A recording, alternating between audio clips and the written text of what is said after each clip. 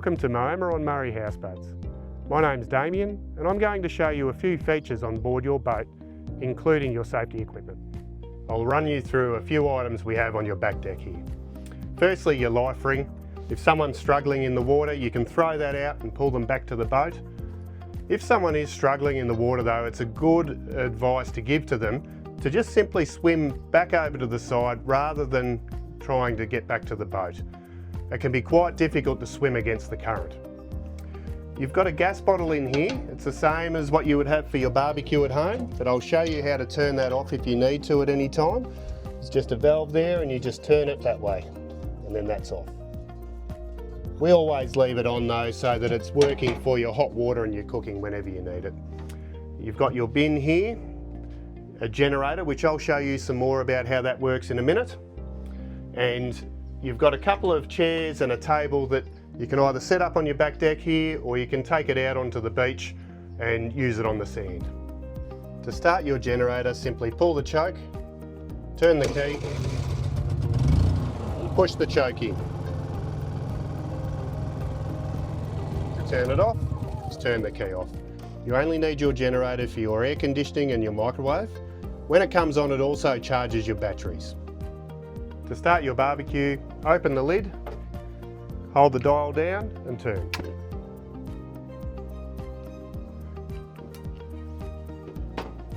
This is your TV aerial. If you're not getting good reception, just twist that around until it clears up.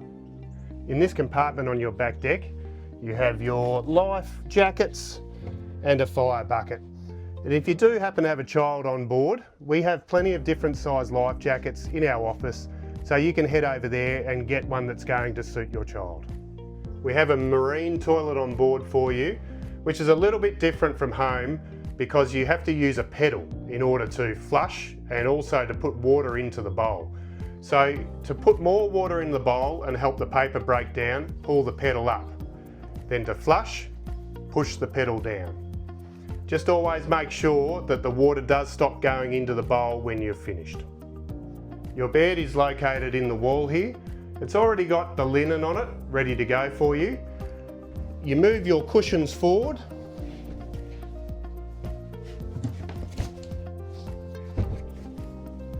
And then you pull out your pillows, which are located under here, and your doona. And then you pull down your mattress. And you're ready to go.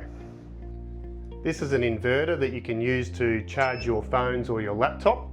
Just make sure you turn it off when you're not using it, otherwise it can flatten your battery. These are your wastewater indicators. 0 means 0 storage left. We have an 800 litre grey water tank and a 200 litre black water tank for your toilet. So that's a large storage and you should not fill your tanks in your hire. This is your indicator showing how much battery storage you have, so it's on 100% at the moment. Your stereo here. This is your fresh drinking water indicator. You have 90 litres of fresh drinking water that you can access from one tap, which is over at your kitchen sink. You've got your water pumps here that you can turn off. If you do happen to hear an annoying sound through the night, it's most likely going to be one of your pumps just losing a little bit of prime, so you can control that and turn it off until the morning. Up in the cupboard here we have your safety equipment such as your torch in there, your first aid kit and fire blanket. This is your air conditioning controller. You need to have your generator on for this to be working, and that goes for the microwave as well. Must have the generator running for that to work. And this here is your switch for your lights. As we just explained, there's 90 litres of fresh drinking water on the boat that you access in this tap here. The rest of the boat is all filtered river water, which is perfectly fine for washing your dishes and bathing in, but it's no good for drinking and cooking. So make sure you use this tap here for drinking and cooking purposes. To turn your hot water on, simply press the switch on. Doesn't matter if it's in the bottom or top position. And then to turn it off, back to the centre. When you head to bed, always keep it off so you don't hear it coming on and off through the night. It has a 14 litre storage tank and that lasts about 3 minutes in the shower. It takes 20 minutes to heat up your hot water. So once you've had a shower, wait 20 minutes and then you'll be able to have another shower. It's not instantaneous. If a red light ever comes on here, that means that your hot water is not working and the pilot light has blown off.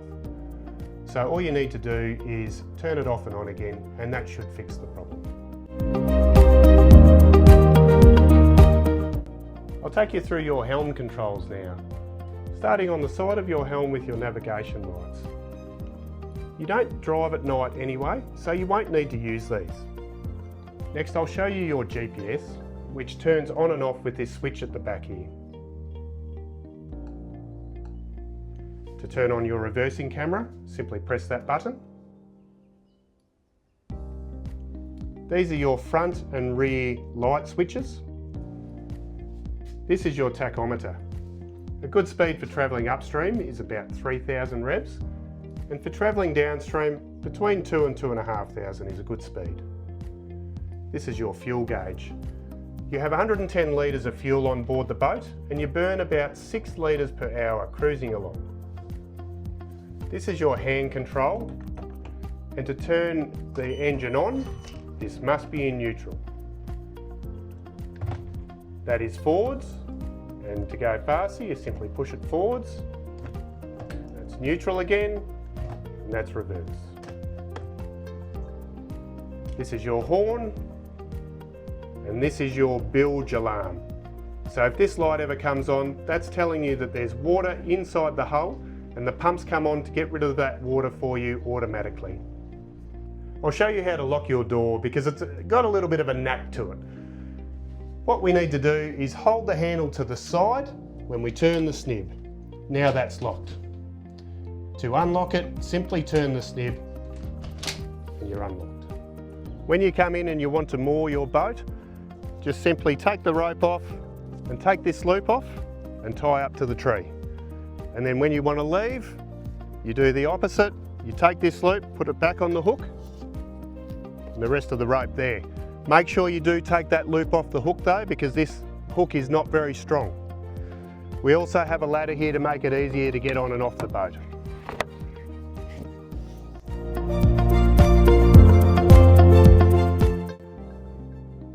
Turning over to the back of the book, we have an emergency plan. And this tells you what to do in the event of an emergency and who to call. This tells you where your safety equipment is located. On the next page we have some emergency procedures for certain scenarios. So it's a good idea just to look through these scenarios in the event that any of these things might occur while you're on the boat. Turning over, we have a CPR chart, which is a quick resource for you to be able to access in the event that you need it. Over in the front of the book, we have some basic information about the boat as a welcome to you, and some tips about how to drive the boat, some extra information about how to navigate on the river and some maritime rules and regulations, another set of emergency procedures and the emergency plan. And on these pages here, you've got information about how things work on the boat. So if something's not working, you can come to these pages and that should tell you how to fix the problem. But if not, you can always just give us a call. And now we'll have a look at your maps.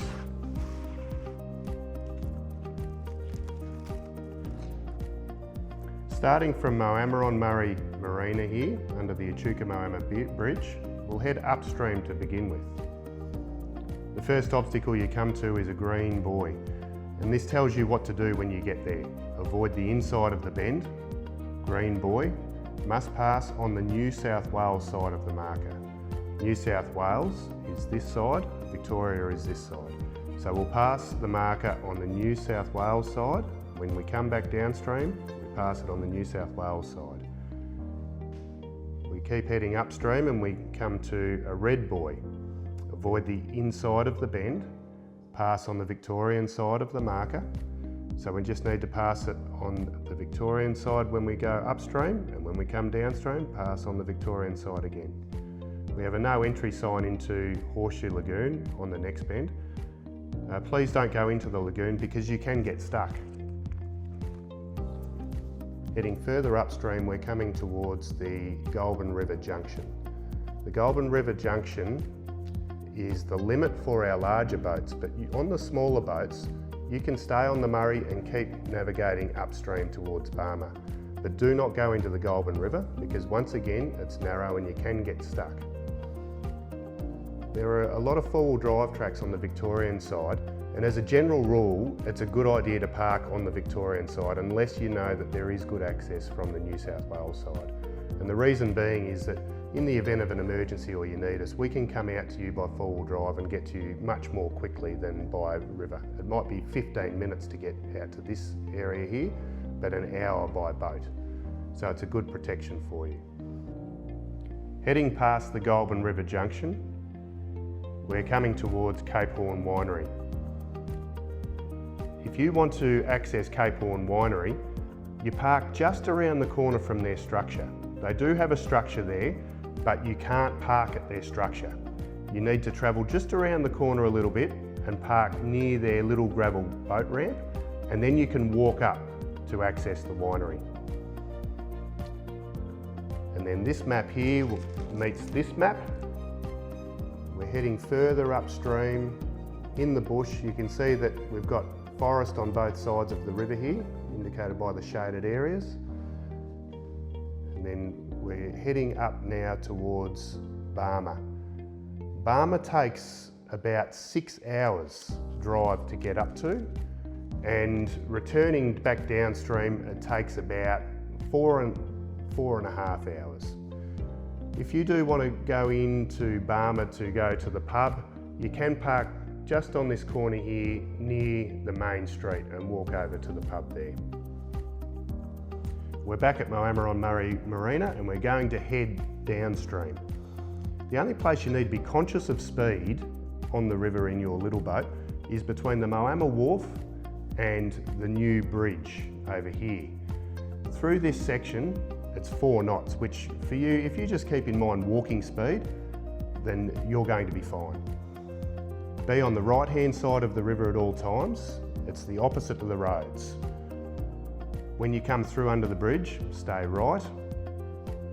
And then we're going through the Port of Echuca through here. The first place we come to is Morrison's Winery. If that interests you and you'd like to access the winery, just be aware of the mud. It can be a muddy area. So if you keep that in mind, then that'll help you to find a good spot to park there. The next obstacle we have is the Campaspe Junction. So do not go into the Campaspe River because it is narrow and once again you can get stuck in there. And then once you pass the Campaspe River, we go up onto this map here. We're heading further out of Echuca Moama back out into the state forest. Turning over the page, we're continuing further down towards Turrumbary Weir. It's a long way to Turrumbary, it's around about 80 kilometres, and you're averaging around about 7 to 8 kilometres per hour in your boat. So 1 hour downstream takes an hour and a half to come back. You can make really good progress heading downstream and then you turn around to come back and it just takes a lot longer. So keep that in mind. Heading onto this map here, and then onto this one, we're going to come to Deep Creek Marina. There's no entry into the marina here. There is a pub down here that you can access, but just call and find out if they're open on the particular day so you don't become disappointed if you go all that way and find out it's not open. And then we're going further down towards the weir. There's a couple of little lagoons that we have no entries to and a channel.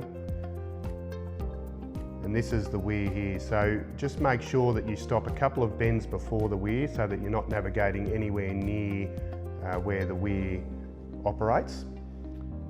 It's around about a 20-hour return drive to Turrumbary Weir and back. If you need to come back to the marina at any time during your stay, you're going to need our assistance in order to moor your boat. So please give us plenty of notice so that we can be there at the time that you want us. Keep in mind also that if you have any plans for your time on the boat, any bookings anywhere, if you have guests that are coming late, discuss your plans with our staff and they may be able to help make things easier for you. You have all the information you need now to begin your holiday. Head over to our office and let one of our staff know that you're ready for your driving lesson.